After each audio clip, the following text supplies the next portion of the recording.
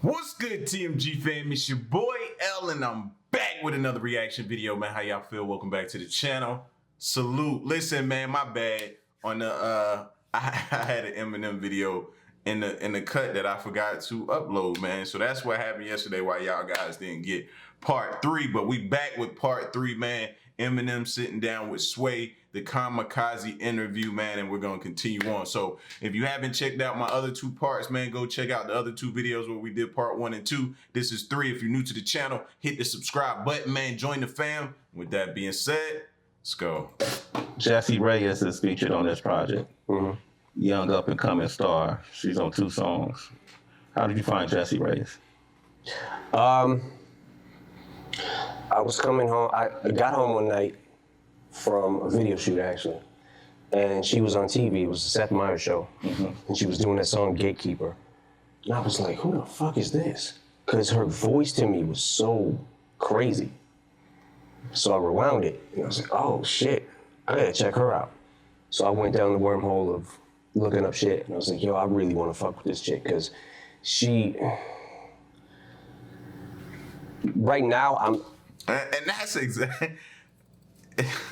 Some people catch the luck, bro. Some people catch the luck. He comes home, turns on the TV, go in the kitchen, and then he hears the TV and it's like, who is that? Goes back in there, and somebody's career takes off just like that. You know what I mean? Somebody's career takes off. I mean, she's already on TV, so her career was probably already taken off, but it could be that simple. You know what I'm saying? So artists, quit getting discouraged out there, man. Just keep doing you, and something is bound to happen. Somebody will hear you. It'll just amaze you at the stories out there, how people got discovered, man. My personal opinion, I think she's gonna really blow up. That's my personal opinion. I've seen people, very talented people, not do that, but I think that I would put my money on her that she will absolutely be huge.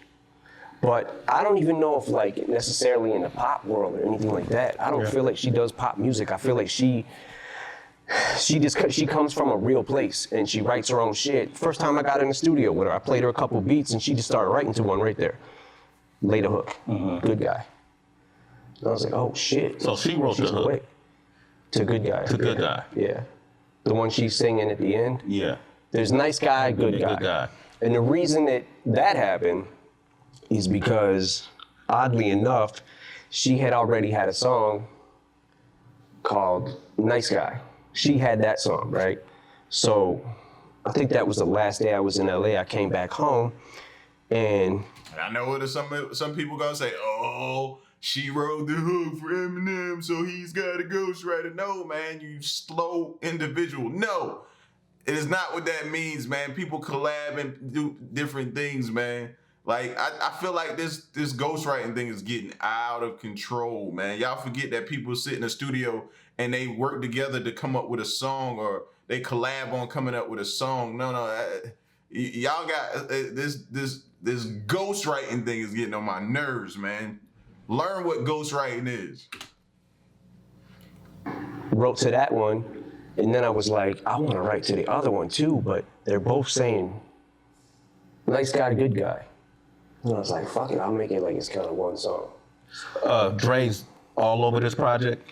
Dre's input was all over it, for sure. He felt like me and him had a couple discussions about the last album. And one of the things that he said to me was, like, he was like, he hit me up one day, he was like, yo, I don't like how motherfuckers are talking about your album. And he had heard Revival, right? Yeah. Him and Jimmy Iovine had sat in there and listened to most of the songs I had done at Rick Rubin's studio.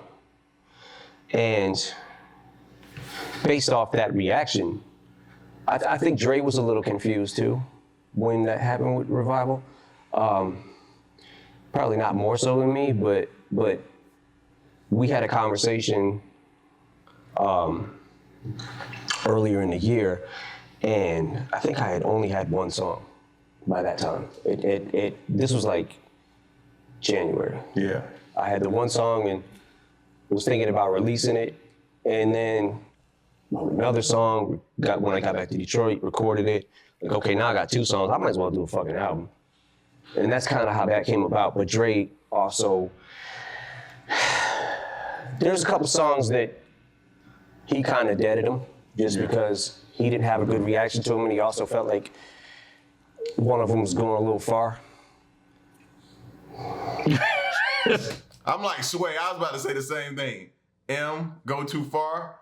Like, when is he not going too far? Like, when has he ever just been reserved or held back or anything like that? Like when you hear it's synonymous with go too far. You know what I'm saying? So I was about to have the same reaction as Sway right here. One of them was going a little far.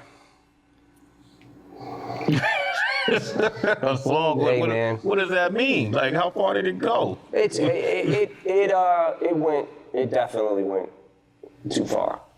When you say go too far, I feel like Kamikaze was the place where if you were ever going to go so-called too far, this is where it would be. You did the BET verse for the rap cipher, and in it, you covered a lot of content that was relevant to the world we live in today that some folks want to sweep under the rug. And now, this is where I want you guys' opinion. How did y'all feel about that Donald Trump verse? A lot of people said, oh my gosh, he only did it to basically just be a clout chaser. He was clout chasing the moment, this, that, and the third. You know what I mean? And then others felt like we needed that voice. We needed somebody to say it. We needed, you know what I mean, somebody to speak up and say that. Snoop was one of the people that spoke out vocally about it. He was like, it's dope, and it was dope that it came from Eminem. You know what I mean? So how do y'all feel? Like, where did y'all land on the whole Donald Trump verse and cipher? This is my own personal opinion. Conversations we have every day on Shade 45 on Sway in the Morning. We talk about, the injustice, policies, prejudice. We talk about discrimination, all of these different things, whether or not we're in the middle of a race war that is trying to be perpetrated by people in power. Mm-hmm. Not a war in the sense where people are going to pick up guns and shoot at, well, maybe, shit. Right.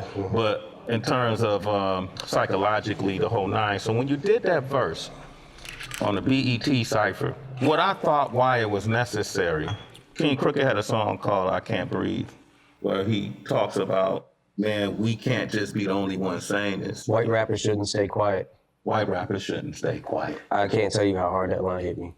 It was to the point where I'm like, this is how strong I feel about something. I gotta put it in the right words, And I saw shit where it was like, oh, these are not new subjects, they're new to Eminem, and that kind of shit. Yeah, people feel like when you're rich or when you're Eminem, these problems don't affect you. You're away, distant in your mansion out in Calabasas or wherever your mansion is located at, and they feel like problems they never, reach your radar. But that's so opposite, you know what I'm saying? And let's remember, man, at the end of the day, these people are still human, bro. They still bleed. They still feel things. They still go through things. They still deal with it. And they still have family members that are out there, When a person becomes rich or when a person becomes wealthy and comes into some money, he doesn't have the capabilities to take his whole generation and family with him. You know what I'm saying? It's not possible. You can't sustain it. So, and it's like, they don't cut themselves off from the family either. I mean, a lot of times they distance themselves from some of the family, but they're still in communications with a lot of the family as well. So they still hear what's going on. They still have an ear to the street in a sense of what's happening, what people are going through. And when they feel like their people are going through something, it affects them. You know what I'm saying? It affects them. So to feel like somebody, because he has a certain financial status, isn't going through some of the things or feeling some of the things that we're feeling, it's crazy to me that people think like that. How did you respond to that reaction? You got backlash for that? You know, especially when I got backlash for the Trump cipher, and you know, it is what it is. At least when this shit is all said and done, maybe I can just be on the right side of history. But you got people dissecting the bars and going, "Oh, this shit is trash. It's not even that good," and like, that's not what it's about. You're missing the whole point. You know what I'm saying? Mm-hmm. I'm trying to say this also to my fan base who might have voted for him. A lot of people in my fan base probably did. And at the time I did the cipher, I realized after it was all said and done that maybe I should have just attacked him. Well, you said you drew that line in the sand. Maybe you should have not done that. You should have reworded it and showed empathy to him. Well, that's what I realized after I was done. That's kind of how I felt, because it's like, okay, this is backfiring on me, and I don't care. I don't give a fuck if that's what happened and hurt my sales. I don't care about that. Yeah. I care about the message I'm trying to convey. Why you felt the need to stand up, though? What was that for you as Marshall? What made you? Because I was just watching it every single day. I watch a lot of news, right? Yeah. The thing that pissed me off the most, that really set me off when I started going crazy with the pen, because I'm like, the Kaepernick thing. Mm-hmm. And when that shit happened and how he kept changing the narrative and kept changing the narrative, you fucking, I don't want to get into this whole Trump thing anymore. But well, you mentioned at the end of the ringer, Agent Orange sending a Secret Service to your house. Did the Secret Service? He should have known they was coming. He should have known they was coming, man. When you start making them accusations and going at that person or going at somebody in office or something like that, you should know they coming for you, man. They gonna go through your files, your taxes, they auditing you, they doing everything to figure out a way to get you, bro. He should have been prepared. Service really come to your house after that? They came to my studio, yeah. Okay. And they were just basically asking me questions about my lyrics to see what the intent was behind them, mm-hmm. and if I was making a actual threat or just expressing myself. So that really happened. Wow, that's crazy. Right now, what we're seeing too, because Colin Kaepernick was named the face of Nike's 30th anniversary of Just Do It. You saw that, right? And then you got a whole slew of people that are now burning Nike shoes and Nike I saw that. Products. It's infuriating. Yeah, what do you think? Infuriating. Yeah. Like, really? Nike supports people who kneel for the anthem. At this fucking point, come on. Seriously? Seriously? You gotta be a fucking moron to think that that's just what it's about and it's that fucking cut and dry. Yeah. You know what I'm saying? Like, there's a meaning behind this shit and there's real pain behind this shit. And you're burning a fucking pair of shoes? When you go about your fucking day and you got your job and you... I would like to update on knowing how he feels now. Like, how does everybody feel now? Because in the beginning, it was strong feelings about what Kaepernick was doing, supporting them, this, that, and the third, going on. But with this recent event that happened last with the whole workout situation, how do you guys still feel about that whole Kaepernick situation, how it was played out, how it was handled? You know what I mean? Like, don't get me wrong, the initial cause and what he kneeled for, cool. You know what I mean? I support and salute that, what he was doing, what he was trying to do, and the message he was trying to send. You know what I mean? But I think somewhere along the lines, it got lost. And it became about something else. You know what I mean? I honestly think it did. But how do y'all feel about that? And I would definitely want to know Eminem's feeling on that now. You're thinking about all this other shit, that's what really fucking bothers you? People ain't gonna stop watching football. They're just not. Yeah. Football to me is the best sport there is. And what draws you to the game should not be, if that's how you feel about your country and you feel like you should stand for the anthem, stand for the anthem. That's fine. But you also need to realize that this is America and people have died for these rights to be able to protest and to be able to take a knee. Stop making it fucking personal about yourself. You have nothing to do with this. I agree. We got to get back to Tyler, the Creator, man. I'm a big fan of Tyler's, you know, and I recently saw him perform. I know that Tyler was a big fan of yours growing up, right? And then I recall you even reading about you saying some good things about our future, how they're pushing boundaries years ago. Yeah, for sure. And you said some great things about them as a talent, as pushing boundaries, as a group, our future as a whole. Yeah. What happened with you guys? Yeah, no, I really did like them. I thought like, I thought their movement was really cool too. Did y'all make music? We didn't make music, but you know, I just felt like, okay, there's a mutual respect, you know. And a lot of the shit that ended up happening after that, like the tweet he put out with talking about Shady 15 and why can't people that are close to him tell him that his shit sucks and it's trash. And like, okay, listen, man, you don't have to like it. And it could really suck. But being that somebody really was cool to you, you would expect some kind of reciprocation, and just don't go public with it and publicly express your opinion and how much my shit is trash. Okay, so I chalk it up to them being young and just kids, you know what I'm saying? So it's like, all right, I've been there. That's a good point right there. How do y'all feel like about people going public and calling somebody's album trash or just going off the rails about it? You know what I'm saying? I feel as though, as a person sitting in my seat who reviews music sometimes, who talks about people's stuff, you know, I get met with, you know, I could be on here and I can go, oh, that's trash, that's this, that's garbage, that's blah, blah, blah, blah, blah. You know what I'm saying? Or I could be like, that's not for me. You know what I mean? Now, sometimes it happens. Sometimes you don't catch yourself because you be caught up in the moment, and then the music sometimes it may come out. You be like, that ain't it, bro. That's garbage. And you know what I'm saying? But some people have a pattern that's all they do. It's their sole purpose in life. That in life is to come out and to find the bad in what you do.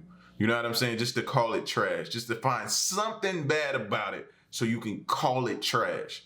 You know what I mean? How do y'all feel about people reviewing people's music or artists critiquing other artists? You know what I'm saying? Do they have the right to say? You have the right to say what you want to say. You know what I'm saying? And my answer to that is you have to deal with comes back from you saying what you say, you know? But I feel as though just certain artists should be like, man, it just ain't for me.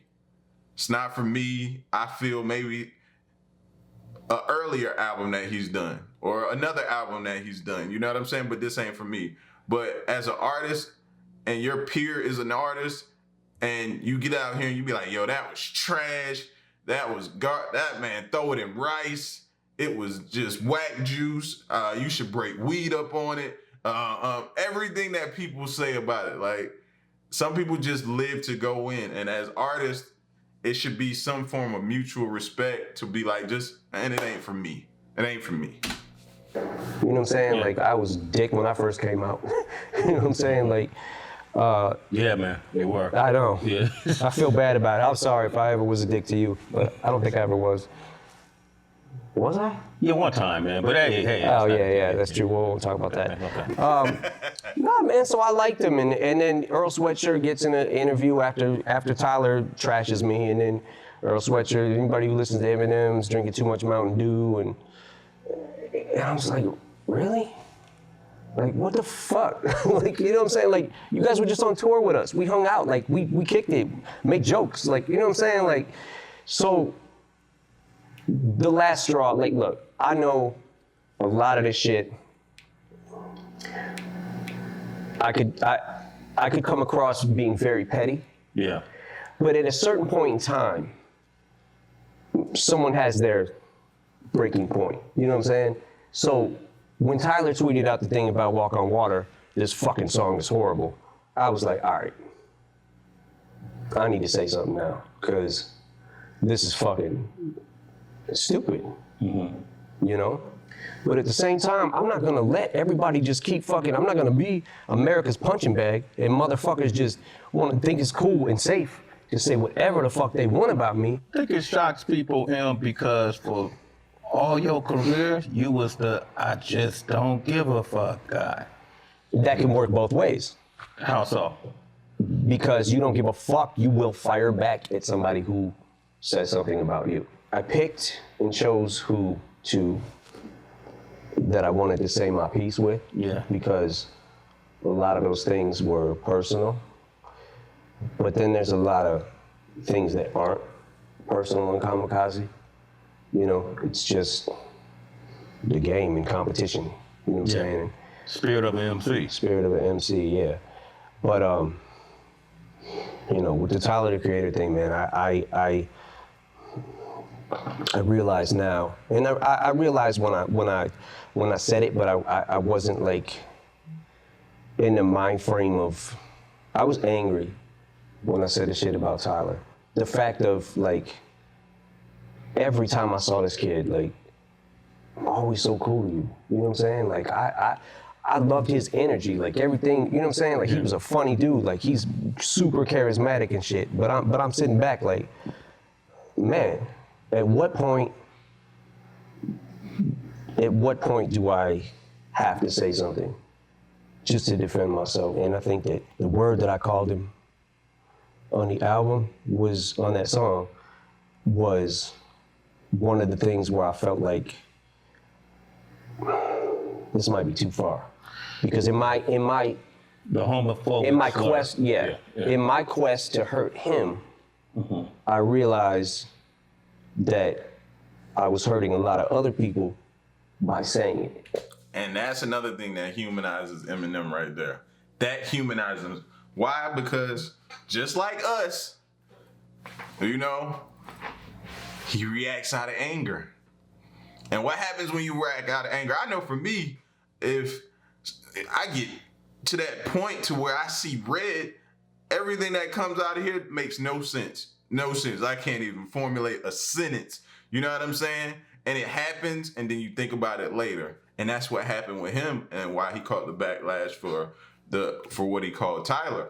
You know what I mean? It happened out of anger, and he didn't think, he just reacted. And he reacted, and then whatever happened, he dealt with. And to me, that's what also humanizes him. And at the time, I was so mad, it was just whatever. But in the midst of everything else that was going on this album and the things that it took to pull this album together and all that kind of shit, it was one of the things that I kept going back to going, I don't feel right with this. Before the album came out, I had the conversation with Paul and we spun the word back. But now I realize people can hear what I'm saying anyways.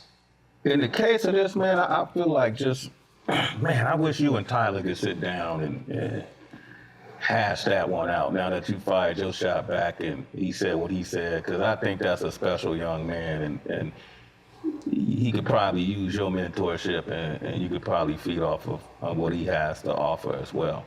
I could tell it's different from Joe or some of the other names. Yeah, it's definitely different. It's not as personal. It's one of them things like, all right, dude, you deserve a tap now because I think you thought it was cool to just, because you slid with the other things and I didn't say shit. Because like I said, I was chalking it up to them being young and just kids, man. I'm like, but at the same time, at what point do I just gotta keep taking this shit? That's right. That's right.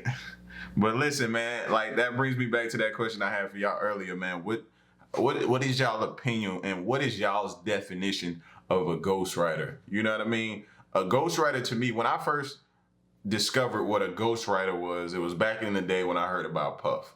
Puff couldn't rap, he couldn't do none of that type of stuff like that. So he would hire somebody to write his verse, ergo a ghostwriter. And we never knew, or at least I never knew who wrote Puff's verse. for the longest, I used to think Puff was rapping himself, but then I learned as I got older and wiser that it wasn't Puff. He had somebody writing that we didn't know, which was a ghost writer. You know what I'm saying? That's the definition that I always knew of as a ghostwriter. So y'all let me know what y'all definition was. Is my definition the correct one or not? You know what I'm saying? But let me know you guys' opinion on that as well and what you thought about part 3 of this interview, man. It's your boy L. Make sure you subscribe. Make sure you like the video, share the video, and stick around and stay tuned, man, till the next reaction. I'm out. Peace, y'all. Stay solid. Hey.